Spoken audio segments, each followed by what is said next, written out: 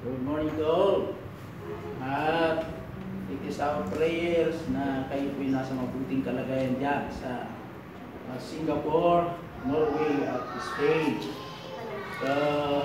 Open with me your Bible in the book of Job.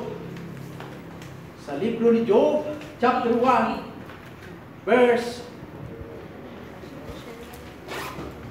1 to 12. Palitan po. At dito po tayo sa libro ni Job, chapter 1, 1 to 12. Ang libro ni Job ay matatagpuan po dito po sa New Testament. Nakakala. Okay.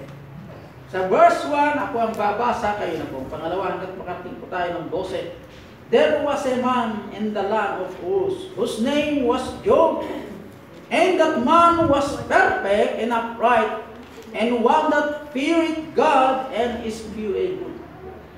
And there were born unto him 7 sons and 3 daughters. His substance also was 7,000 sheep, and 3,000 camels, and 500 of yokes of oxen, and 500 asses, and a very great household, so that this man was the greatest of all that all the men of the east fought. And his sons went and feasted in their houses, everyone his day, and sent and called for their 3 sisters to eat and drink with them. And it was so, when the days of their feasting were gone about, that Job sent and sanctified them, and rose up early in the morning, and offered burnt offerings according to the number of them all. For Job said, It may be that my sons have sinned, and cursed God in their hearts. Thus did Job continually. Sa 6. Now there was a day when the sons of God came to present themselves before the Lord. 7. And the Lord said unto Satan, Whence comest thou? And then Satan answered the Lord, and said, From going to and fro in the earth, and from walking up and down in it. 8. And the Lord said unto Satan, Hast thou considered my servant Job, that there is none like him in the earth, a perfect and upright man, one that feareth God and eschews evil. Then Satan answered the Lord, and said that Job feared God, or no? 10. Hast thou made an edge about him, and about his house, and about all that he hath on every side. Thou hast blessed the work of his hands, and his substance is increased in the land. But for thine hand now, and touch all that he had, and he will curse thee to thy face. Sabay tayo po ng bosigo. And the Lord said unto Satan, Behold, all that he hath is in thy power, only upon himself who put not forth thine hand. So Satan went forth from the presence of the Lord. Tayo ko'y manalangin, O God Almighty, salamat Panginoon sa iyong mga salita na aming nabasa. Salamat po, Panginoon, sa special number at ang lahat na andito ngayon, Ama. Dalayan po ang iyong presensya ay kumilos, at ganoon din po na patawarin mo kami, Ama, ang bawat sa aming mga nagawang kasalanan. Ikaw laging makita sa buhay na aming hinira. Tulungan mo po ang tagapagtulong ng mga bata. Ganoon din po dito po sa Sunday School. Lord God, help me, I am man of nothing. Wala akong magawa, hindi mo ako tulungan, Ama. Use thy servant mightily and use my mouth to speak out the word. Magkaroon ng encouragement, ikaw laging makita, Ama. Tulungan mo rin tagapagturo sa Barangay Salvacion at huwag mo siyang pabayaan naman sa Sunday School sa worship service. Si Preacher Marcelus Jr., bigyan mo siya ng good help. Ganun din po, tagapagturo ng mga baton, Sister Mercy. I will Father sa bawat isa na ikaw pong makita at magkaroon ng kagalakan at tugwasin. Salamat sa lahat. In Jesus Christ I pray. Amen. Lahat po magsupo.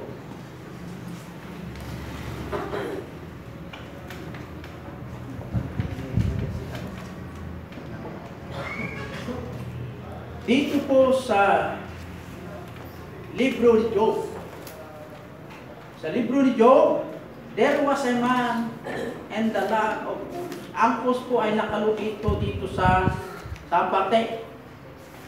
Kung makinig po, dito po ang Saudi Arabia o Northern Arabs. Ito po yung desert. Demonstration po.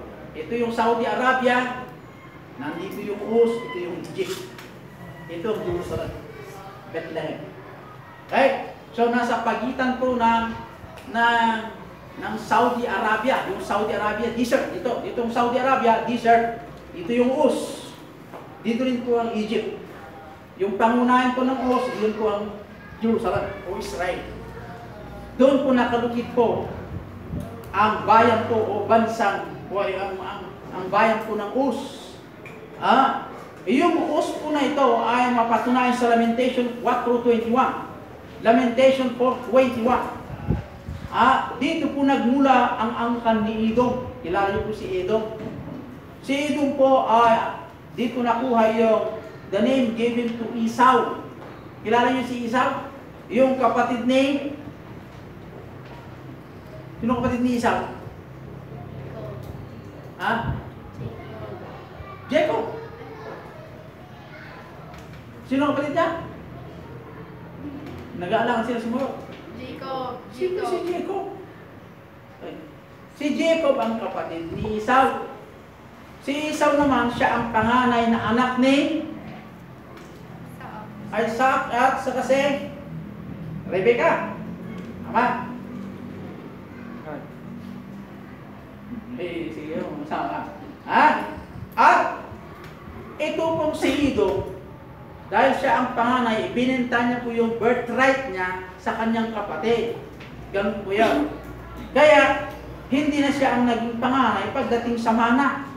Kundi ang naging kumuha yung mana ay si Jacob. Ganun po. Kaya, si Job doon po nakatira sa lugar na yon. Sa parte po ng Uz. Na ang bayan niya, dito nagmula sa pangalang Edom, na ang tunay na pangalan po yon ay remembrance the name of Esau.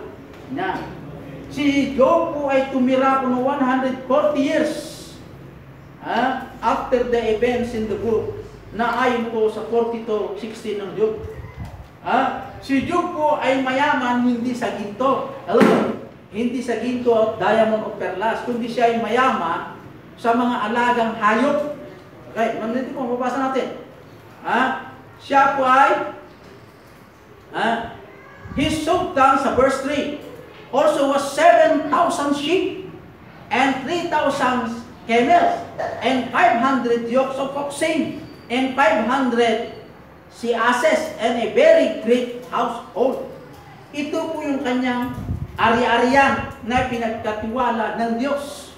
Noong panahon noon, bihira magkaroon ka ng 1,000 na baka o animal. Bihira lang po magkaroon noon. Kaya, kabaliktaran naman ngayon. Ang hindi mananampalataya, yun po ang maraming mga baka ngayon. Yun, mapapansin niyo? Yung naman, maraming alagang kambing, ay yun naman hindi mananampalataya. Noon, ang maraming mga kambing at mga baka ay yung mga anak ng Diyos. Di nyo napapansin ngayon? Yung sa amin, yung maraming baka yan, save naman yun. Mayroong 1,000 na baka. Dito naman sa Partipulo, may mga 2,000 na baka. Sa kanyang kabundukan, north, east, south, no, baka sa kanya yan. Hindi naman nagsisimba sa linggo yun. Gaganyan lang, tapos na. Bakit naman saan mananampalataya? Kasi, pagbasihan ng pananampalataya, si Job ay mayaman spiritually, mayaman din physically. Inuna, inilala ng Diyos ang malapitin sa Diyos, naintak sa Diyos, at binanggit ko dito, was perfect and upright, and one that feared God. Ibig sabihin, trust. Matibay ang kanyang pananampalataya sa Diyos at kinamumuhian niya ang ibil. Yan. Ito po si Job. Ang title ng mensahe, The Sovereignty of God over all creation. Sovereignty. Ang sovereignty, ibig sabihin, superior. Sovereignty. Superior. Mas amang o mas lamado ang Diyos sa lahat ng kanyang nilikha ay control niya. Kontrolado po ng Diyos. Kaaway sa lahat na kanya pong nilikha langit at ang lupa, hawak ng Diyos. Bakit naman nagkaroon kay Job yung ganitong trial sa buhay? Unang puntos, sa verse 1 and 2. And there were born unto him 7 sons and 3 daughters. Ilan ang anak ni Job? Bali 10 lahat. 7 lalaki, 3 babae. Ito yung mga anak ni Job. Okay? Ang unang puntos, the dilemma of Job. Dilemma.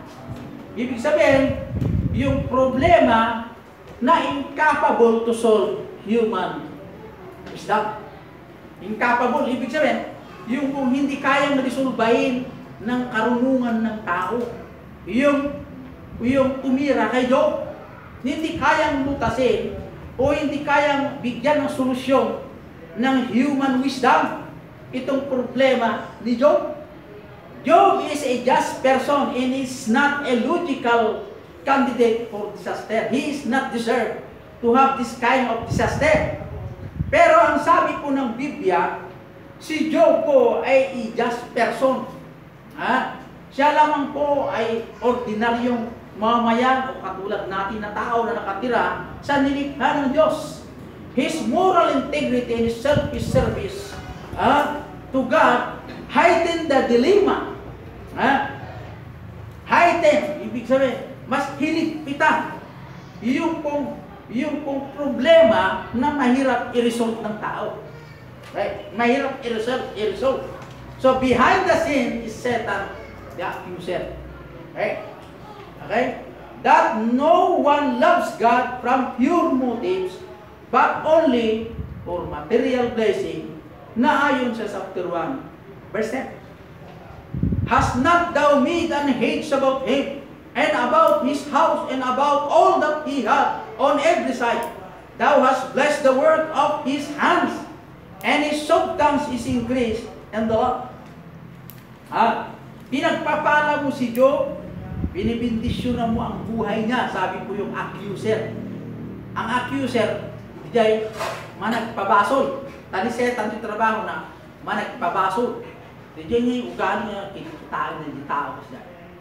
Oops, isulong ka tinakot na lang. Kasi yung trabaho ni setan, tagamanman.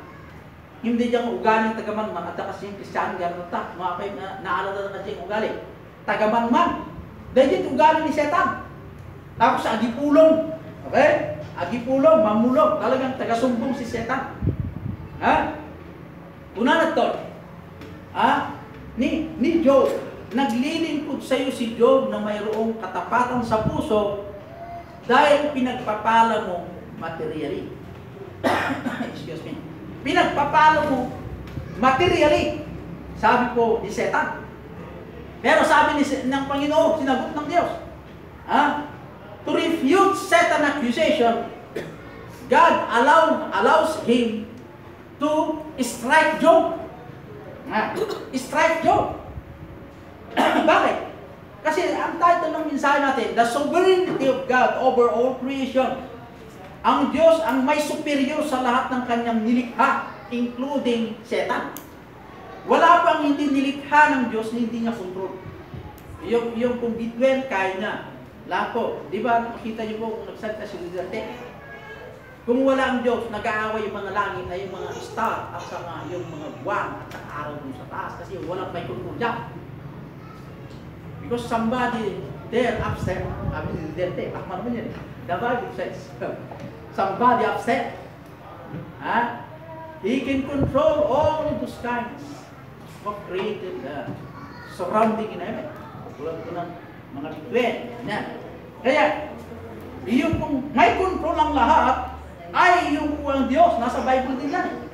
So God can use suffering the purpose kung bakit ang Diyos, kung bakit ang Diyos pinahintulutan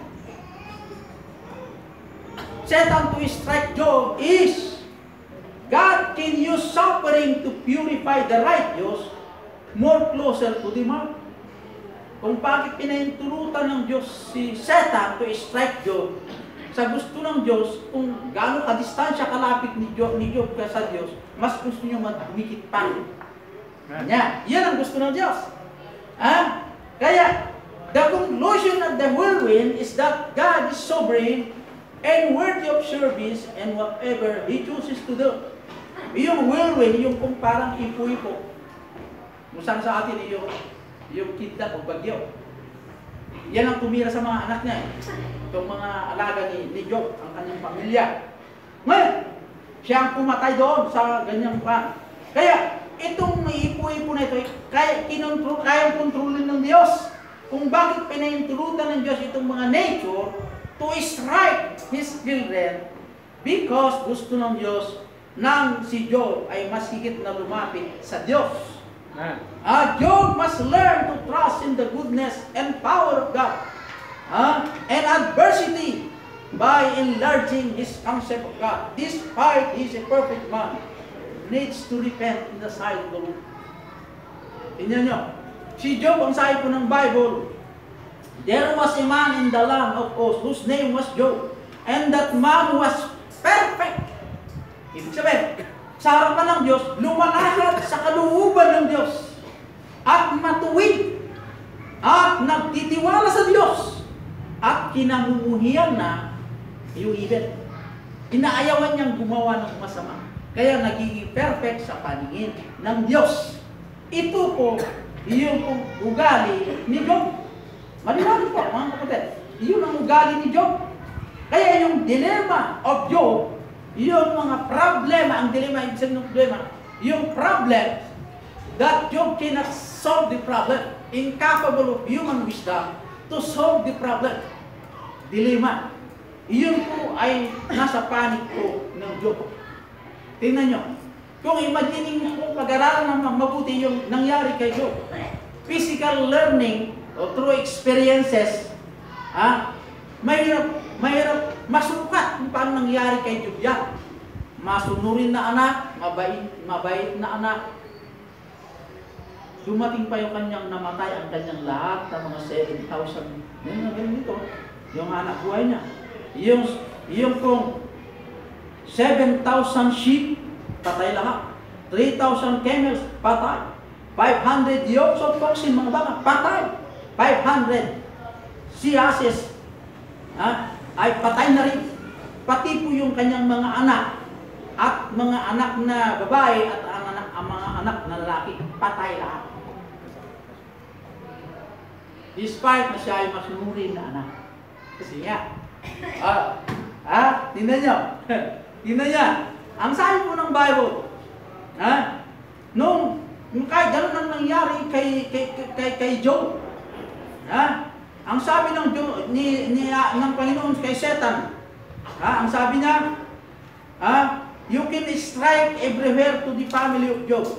Huwag mo lang dalawin ang buhay ni Job. Kaya ni Satan mo, masunurin din si Satan. Nasa agreement. You can strike. Anong strike ni Satan? Yung mga animal, yung alaga ni Job, yung mga pinagmamalaki ni Job na hanap buhay niya, na siya ay naging mayaman. Pati pamilya na, ni-strike ni Satan. Huwag mula siyang patay. Sumunod naman si Satan. Si Satan ay masunurin eh. Mga anak ng Diyos. Amen. Mga anak ng Diyos. Kaya nga mayroong ganyang ugali na mayroong kay Satan na wala sa atin. Ano yun? Pastor, si Satan ay masunurin. Masunurin physical, ay sa physical masunurin. Pero mo yan, huwag mo striking. Itis ko man yun eh. Huwag mong pakialaman ang buhay ni Job. Tirahin mo lang. Pinahintulutan ko sa iyo, gawin mo yan. Pero huwag mong galawin ang buhay niya. Naman? Sumunod naman si Satan Si Satan ay malis. Ginawa niya lahat. Kasi sabi kasi ni Satan, kung bakit si Job ay nagpupuri sa iyo, kung bakit si Job ay ikaw ang tinataas niya sa buhay niya kasi pinagpapala mo ang kanyang mga property niya, ang kanyang hanap buhay niya ay naging increase, naging lumago ang kanyang hanap buhay. Kung isang baka, naging 5. Yung 5, naging 10. Ganun pagtaas ng Panginoon sa kay Job kasi pinagpapala si Panginoon si Job. Ang sabi ni Satan, tanggalin mo lahat ang mayroon siya, isusumpa kayong tao na yan. Kaya sabi ng Diyos, gawin mo. Huwag mo lang pakialaman, buhay Job. Satan ay naging masunurin sa usapin. So, sa pag-alis si Satan, in-strike agad. Ano in-strike? Yung mga alaga. Yung mga alaga, mga hayop. Mga sheep. Thank God. Thank God, siya may control ng lahat. Sa 34, verse 5 ng Job. 34, verse 5 ng Job. Sa chapter 34, verse 5. For Job had said, I am right, I am righteous, and God hath taken away my judgment.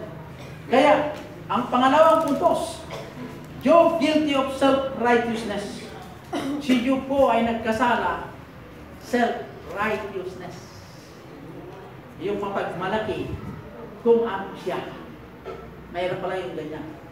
Dahil, porque lumalakad ka sa kalooban ng Diyos, huwag mong gawin yung pagsunod mo sa Diyos ay ipagmalaki mo na maging mayabang sa harapan ko ng tao.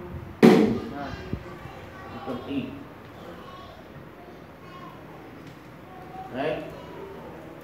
Maging mayabang. Sinong naging mayabang? Si Job heartily. Nakita yung puso ni Job na gumaganyan yung yabang. Hindi pa lumabas. Na-spot agad ng Diyos yung heart. Dahil sabi ng Diyos, si Job is righteous, matuwid, at may takot sa Diyos, o may tiwala sa Diyos, at ang kanyang paglakad at pagsunod sa aking pong statute o ating pong alagatin, siya po ay tinuturing na righteous. Sa harap ni Satan.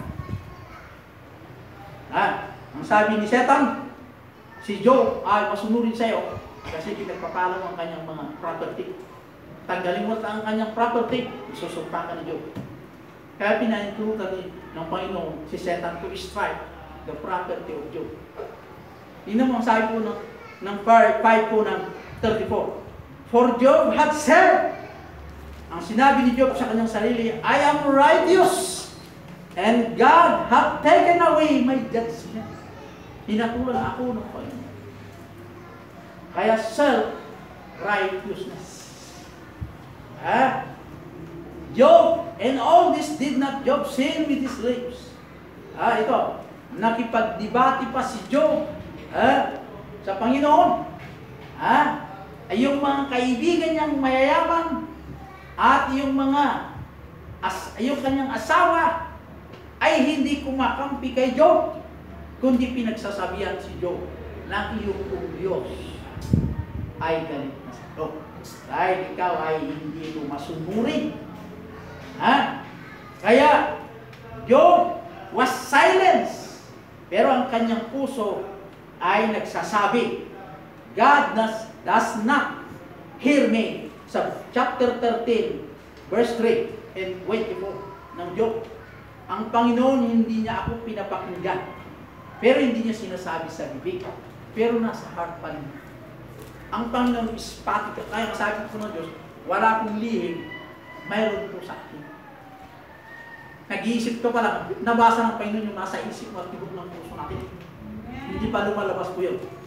Kaya may hirap pa yung ganyan, tatago tayo. You cannot hide God. Nadiwala po yan. Kaya, itong mga kaibigan at mismong asawa ni Job ay hindi kumakampi kay Job. Kaya si Job nagkaroon ngayon ang complaint sa heart. God is punishing me, chapter 6, verse 4. God allows the wicked to prosper, 21 verse 19 ng Job. Pinahintulutan ng Diyos ang mga wicked, yung mga makasalanan na maging magatagumpay sa akin. At ang Diyos, pinaparusahan niya ako. Magkaroon ngayon yung Bakit ganyan ang Panginoon? Ayan. Bakit, ano? Pero si Job, maliwanag po na sinabi ng Bible, binasa naman natin. Righteous, upright, and fearing God. Job's defense are much longer than his friend's accusation. And the process of defending his innocence, he becomes guilty of self-righteousness. Because Job, pinagtanggol niya sa kanyang sarili, na siya yun po ay innocent. Ibig sabihin innocent, wala naman akong alam na kasalanan ko kung bakit pinahintulutan ng Diyos sa aking buhay. Yan. Mahirap pala yung ganyan. Kahit masunurin ka sa Panginoon, kahit ikaw ay sumusunod sa gusto niya, huwag kang magsasalita na ang Diyos ay natatakot sa akin galawin ako dahil ako ay masunurin sa Kanya. Hindi ganun ang usapan ng mga kapatid. Ang Panginoon, gusto niya pa rin i-correct si Job despite na siya po ay masunurin. Bakit? Naispatan sa heart, self-righteousness. Pangatlong puntos. Sa 36, 38, 1-3, at saka 42, verse 1. 42 ng Job, verse 1, and 38, 1-3. The deliverance of Job. Basahin natin. Ano ba nakalagay po sa 42, verse 1. Then Job answered the Lord and said, I know that thou canst do everything, and that no thought can be withholden from thee. Who is he that hideth counsel without knowledge thereof? Therefore have I uttered that I understood not things too wonderful for me, which I do not. Iyon po ang depensa ni Job. Tingnan niyo po, God speak to Job. Basahin niyo po sa 38, 1-3. God's revealed His power in wisdom, being as a creator and preserver of physical and animated everything. Ibig sabihin, ang Panginoon, inireveal niya ang kanya pong kapangyarihan at karunungan bilang lumikha ng sanlibutan kay Job, na kaya niyang kontrolin ang buong universe. God speak to Job. God revealed His sovereignty and authority and challenged this kind of illustration that God is very powerful. He can do what He wants to His creation. The power to control and uncontrollable unto man. But all things is possible to God. This time Job responds by acknowledging his error with repentance heart, na ayon po sa 42, 1-6. Ipinakita ni Job sa kanya, sa deliverance of Job, ipinakita ng Diyos sa kanya, Job, sinabi mo sa akin, nasaan ako nung ikaw humihingi ng tulong? Nasaan ako nung ikaw ay tumatawag ng liwanag? Nasaan ako nung humingi ka na apang kitang tulungan kita? Iyon ang katanungan sa puso mo na hindi pa lumabas sa bibig. Kung sa last, higpitan mo ang iyong sinturong at tumayo ka sa harapan ko at sumagot ka. Hinarap ang Diyos si Job. Hinarap niya. Kaya, si Job po, nung sinarap ng Diyos, nasaan ka? Job, nung likhain ko sa libutan, nasaan ka nung mundo? Ay, aking ginagawa. Nasaan ka? Ipinapakita ng Diyos ang kanyang sovereignty or control sa lahat ng kanyang nilikha, na siya rin po ang may akda ng lahat. Kaya never to question, never to ask question or to question ourselves or to question God. Bakit? Dahil iisa lang ang response ng Diyos. Iisa lang. Sa gusto niya matanggal yung self-righteousness kay Job. Ano yung mayroon kay Job? Matuwid sa harapan ng Diyos. Takutin sa harapan ng Diyos. Siya ay masunuri. Huwag pala ipagmalaki yan. Dapat ipagmalaki mo sa kapwa na ang Diyos ang tinataas, makita ang mga tao ang Diyos na mayroon ka. Hindi yung ikaw ang makita dahil sa property na mayroon ka. Dapat, kung kilalanin ka ng tao na mayroon ka, ay wala ang lahat tungkol sa magitan ng ito. Ganon. Hindi mo pala pwede, ang kinuha tapos hindi mo sinasabi kung daw. Ayaw ng Diyos yun. Kaya, naispatan yung heart ni Job na ganyan, kaya pinahintulutan ng Panginoon si Satan. Si Satan ay masunurin din eh. Panginoon, si Lord, si Job ay siya po ay laging sumasamba sa iyo, maging masunurin sa iyo. Dahil pinagpapalo mo ang kanyang property. Pero tanggalin mo ang kanyang property, ang kanyang hanap buhay, ang mga mahal niya sa buhay, tirahin mo, tanggalin mo lang dyan. Si Job susumpay ka. Sabi ng Diyos, subukan mo. Sige, strike mo si Job. Huwag mo lang pakialaman ang kanyang buhay. Si Satan masunurin. Hindi niya pinatay si Job. Kasi yung usapan nila sa Diyos eh. Hindi, alam ni Satan na talunin si Satan. Alam ni Satan na papatayin siya ng Diyos kasi magsubigan sa Panginoon. Kaya si Satan masunurin nga eh. Di ba tinukso ni Satan si Jesus Christ? Sa Old Testament naman. Ito po yung sa Old Testament. Si Jesus Christ ay tinukso rin ni Satan sa magitan ng pagdala niya sa mga taas na lugar. Di ba? Tinukso niya.